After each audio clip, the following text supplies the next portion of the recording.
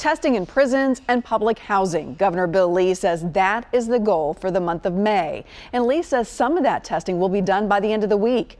News Channel 5's Kelsey Gibbs is live in our 5 Alert Center with details on who else will be getting tested. Hey, Carrie, about 12,000 inmates have so far been tested, and Governor Lee says every inmate in every state prison will be tested by the end of the week. And come next week, they're going to focus on those living in nursing homes.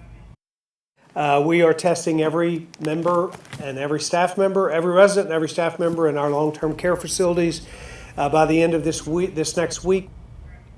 There are 70,000 residents and 70,000 staff in long-term care facilities, and Governor Lee says he intends for every one of them to be tested. This as the state moves to test about 10,000 people a day. Lee says the goal is to make that number more consistent. The National Guard will also help with testing. The plan there is to test those living in public housing in large cities, which will take about a week and a half. The goal is to test people in the 6 biggest cities while working alongside their health departments, which Major General Jeff Holmes says should take 2 days. Now, Commissioner Dr. Lisa Piercy says public housing could be hotspots because of the large number of people living there and the disparities.